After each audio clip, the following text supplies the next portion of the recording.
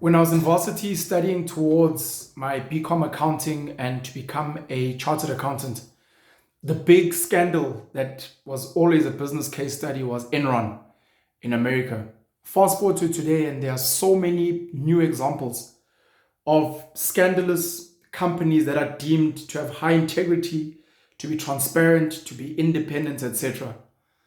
When you watch the second episode of the Gold Mafia series by Al Jazeera, they mention a couple of South African banks that have been involved in helping Mohammed Khan, known as Mo Dollars, to launder money.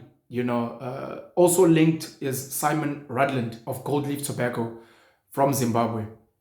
They mentioned Sasfin Bank, which a lot of South Africans maybe are not too familiar with. I mean, Sasfin Bank started as a textiles trading company in the 1950s and then went into banking in the 1960s and only got their full banking license in 1999. Some people won't even know Sasfin Bank was focusing on small businesses and the like, and they now look after high net worth individuals as well. And for people that don't know, they actually have a branch in Hong Kong in China. Absa Bank was mentioned, Standard Bank was mentioned, and it had me thinking about from 2007 to 2013, there was dollar rand currency rigging by 38 traders in 28 banks, of which it includes our banks in South Africa. Absa Bank had people there, FNB, First Rand, Rand Merchant Bank, Investec, Nedbank, Standard Bank. A couple of South African banks were involved. Traders that were rigging the rand and dollar currencies, either with fake bids so that people are buying at an artificially higher price or selling at an artificially lower price. And I know the Competition Commission was looking to fine 10% of turnover for all the banks. I'm not sure what ended up happening with that case. And even a 1% change in the dollar rand at that time with the rigging could have been a $1 billion corruption scandal. These are banks that we're meant to trust with our money that are involved in some of these things. And you can imagine, these are just the stories that leak. There are probably so many others that don't leak, and so many others that don't leak that are linked to prominent individuals. You look at the president of South Africa, Cyril Ramaphosa, who to this day, the courts have ruled that we cannot see his bank statements to see who funded his campaign. Why not, if the banks are meant to be transparent and clear, and if we're meant to see that there's no money laundering? What if there was money laundering with the money that funded Cyril Ramaphosa for his CR17 campaign? We will not know because the courts and the banks seemingly are complicit. I studied accounting, I studied auditing. I was signed to Ernst & Young back in the day. And when you look at what was called the Big Four then, Ernst & Young, KPMG, PricewaterhouseCoopers, and Deloitte, I think Grant Thornton has now joined. These are meant to be the agencies that go in and verify that no, there's no foul play here. KPMG was dragged with the Guptas for missing red flags and helping to facilitate corruption in South Africa. I think about 8 of their employees, including the CEO, stepped down at the time. Not much has changed. Deloitte, when Tongaat Hewlett, which is a sugar manufacturing company, was caught for scandals, Deloitte missed out on some of their reporting was not correct, and they ended up having to pay a 260 million rand fine for that. These are meant to be the agencies that actually verify that things are legit or not. Again, these are just the stories that leak. Imagine all the other stories that do not leak. Go and watch, of course, if you haven't, the Gold Mafia episode 2, Al Jazeera documentary.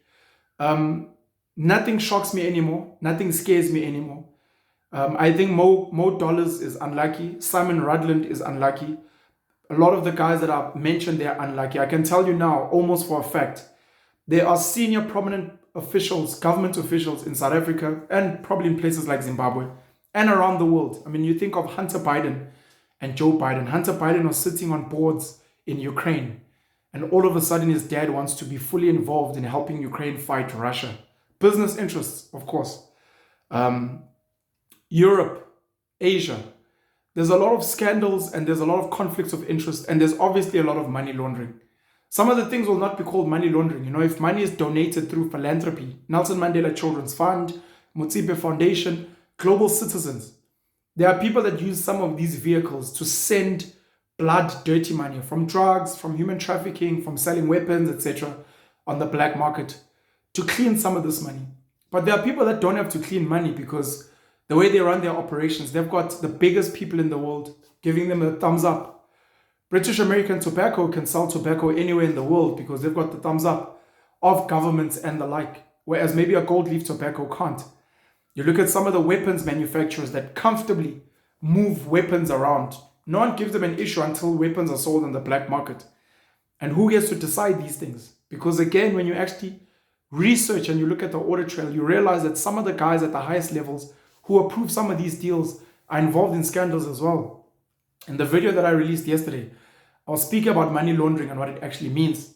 And I was saying that money laundering is normally when money is taken from illicit or illegal sources, selling drugs, prostitution, which may be illegal in certain spaces, maybe minerals that were sold, blood diamonds kind of situation, human trafficking, etc., etc. Money that was stolen, maybe.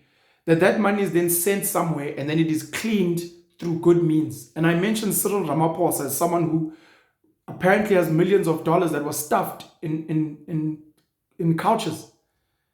That's classic Pablo Escobar type stuff. Like, why would you stuff millions of dollars in couches, and why do you have this money? And where is it coming from? Comes now that it's from a Sudanese businessman. Cyril says he just doesn't know, but he's always at auctions for Ankole cattle. He's always at the auctions. So you shouldn't be surprised. His brother-in-law, Patrice Motsepe, constantly buys Ankole cattle from him for what I would like to think are actually inflated prices. Ankole cattle in Uganda sell for like 100,000 rand, the rand equivalent. And here in South Africa, you've got Patrice paying 2 million rand to Cyril. Where's that money coming from? Where is it going? Why is he buying from his brother-in-law like that at an auction officially? Is it so that we get to see this thing and it's done in front of us so it looks clean? You start asking yourself questions around Roman Abramovich and Chelsea, the Middle Eastern guys, Emirates that had Manchester City. Why Patrice Motsepe owns Sundowns. The Sundowns players earn high salaries, the highest salaries in the country, if not the continent. Is this a form of cleaning money that comes from certain spaces? And it's not just them. We never get a chance to investigate Johan Rupert, who's in luxury goods. And I said luxury goods are a good way to move money around, along with art, of course, or to launder money at least. We don't speak much about the Oppenheimers and other big business people in this country that have these huge philanthropic institutions where they do a lot of charity work, where the money somehow goes somewhere. We don't know where it comes from, what was happening. All I'm saying is the world is not as it is. And some of the institutions that you think are meant to be the most clean, the courts, Chief Justice Raymond Zondo and other people, they are corrupt.